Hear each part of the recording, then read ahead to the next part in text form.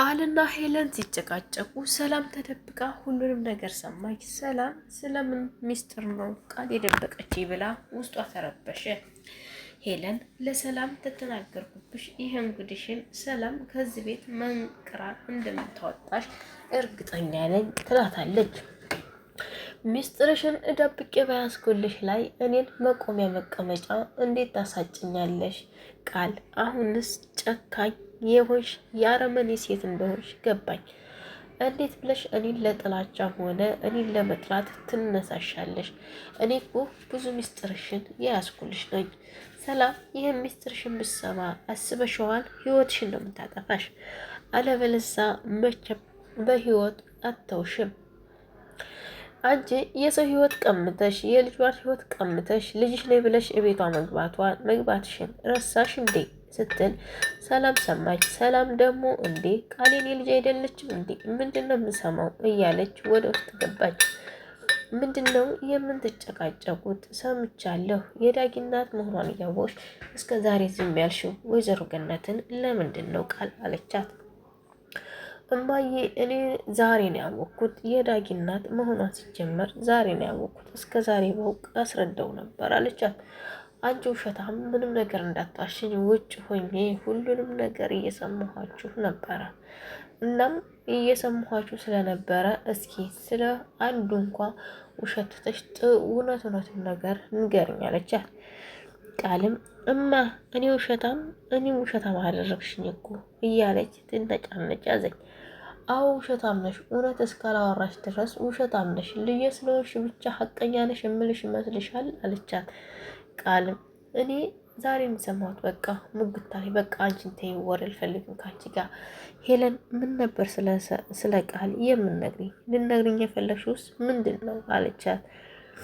እትዬ ለአንቺ መንገር ዛሬ ሳይሆን መጀመሪያ ነበር ለአንቺ መንገር ያለብኝ። ጥሩ ሰው እንደሆንሽ ሳቅ፣ አሁን ግን ውስጤን እየበላኝ ነው። ቃል ያንቺ ስትላት ስልክ ተደወለባት ድንገትና በኋላ እንጨርሳለን ወይ ስልክ ላንሳ ብላ ስልክ ስታነሳ በኃይሉ በጭሉ ተወግቶ ሐኪም ቤት እንደገባ ነገሯት። በኃይሉ ሐኪም ቤት ነው ያለን ሄድ ተውትና ወሬውን ብላ ወደ ሐኪም ቤት ሄዱ እና በኃይሉ ለወገው ደግሞ ዳጊ መሆኑን አላወቁም። ቃል ግን ሲያወሩ ከብሌን ጋር ሲጣሉ አንተ በኃይሉን እንደዛ አድርገህ ወቅተህ እኔ እንዴት ነው አንተን የማምንክ ወይም የምወድህ? ሰውን በጭካኔ የሚወጋ ሰው እኔ አልወድም፣ እጠላለሁ። ጨካኝ ሰዎችን በጣም እንደምጠላ አታውቅም እንዴ? እኔ አንተን ሆነ ቃልን የጠላኋችሁ በጭካኔያችሁ ነው እንጂ በህይወቴ ሰውን ጠልቼ አላውቅም። እናም እናንተ ለምንድን ነው ወደ ጭካኔ የምትሄዱት አለችው።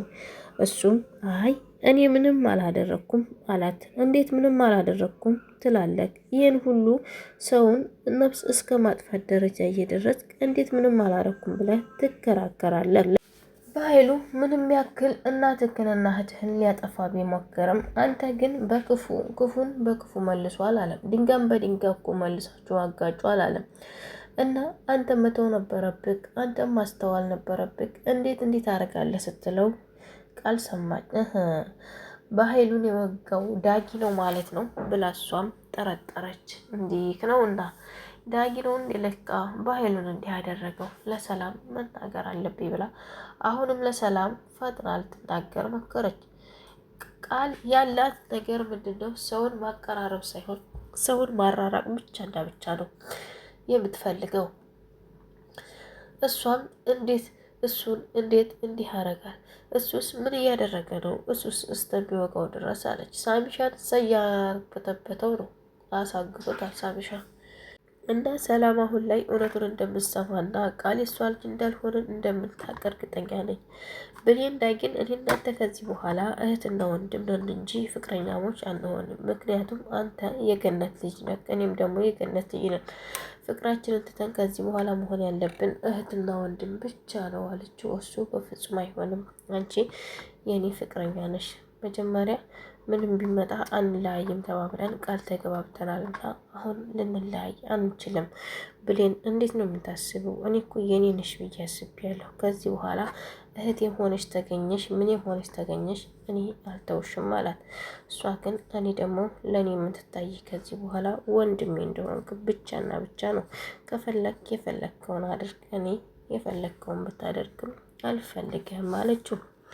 አይሆንም፣ መሆን አይቻልም። እኔ የገነት ልጅ ነኝ። እሷ አሳደገቻት እንጂ አልወለደቻትም። ቢሆንም ግን እንደ እናቷ ነው የሚታዩት። ቢሆንም ግን እኔ ፍቅረኛ እንጂ እህቴ ልትሆኚ በፍጹማችን አላት። እሱም ግን እዚህ ጋር አንዳንድ ነገር የምለው ነገር አዎ ፍቅረኛሞች ነበሩ። ፍቅረኛሞች ሆነው መቀጠል ይችላሉ። ከዚህ በኋላም ይተሳሰባሉ፣ ይዋደዳሉ። ይህ በለጠልቅ አሁን ፍቅራቸው ውዴታቸው እየጨመረ ይሄዳል። በጣም ደስ ይላል። ፍቅራቸውን ማጣጣምና ከዚህ በላይ ጨምሮ እንዲዋደዱ ማድረግ ያለባቸው ደግሞ የሁለታቸው ብቻና ብቻ ነው። እና እናንተስ እንዴት አሰባችሁት? ይሄ ነገር የብሌንና የዳጊ ነገር ይሆናል ወይስ አይሆንም? ይሳካል ወይስ አይሳካም የሚለውን እስኪ አብረን እንየው። ገነትስ ትቀበላለች ይህን ነገር ወይስ አትቀበልም? አይ ከዚህ በኋላማ እህትና ወንድም ሆናችሁ ብትልስ? ዳጊ ምን ሊወጣ ነው? እያፈቀራት ለሌላ ሰው አሳልፎ ይሰጣታል? ለካ አሳልፎ ከሰጣትም ሳሚ ያለ ለሳሚ ይሰጣታል። ሳሚ ደግሞ ብሌንን በጣም ነው የሚወዳት። በጣም ስለሚወዳት የእሱ ብትሆን ደስ ይለናል ሁላችንም። ተክፍነቱና ተረመኝነቱ ሳሚ ተመልሶ ብሌንን ቢያገባትና ብሌንን የራሱ ቢያደርጋት በጣም ደስ ይላል። ምክንያቱም አንዳንድ ጊዜ የሰው ልጅ ይሳሳታል፣ ሰው ነውና። እሱም ተጸጽቶ ከዚህ በኋላ መልካም ሰው እሆናለሁ ብሎ ነው ዳጊም እናቱን የነገራት። ግን ሳሚ እናቱ እንደሆነች የነገራት ብሌንን ሊጠቀምና ብሌንን ሊፈልጎ እስከሆነ በጣም ይገርማል እኮ። ግን ሀባይ ቪዲዮውን ላይክ፣ ሼር፣ ሰብስክራይብ አድርጉ። ብሌን የሳሚ ናት። በቃ ከዚህ በኋላ የዳጊ አይደለችም።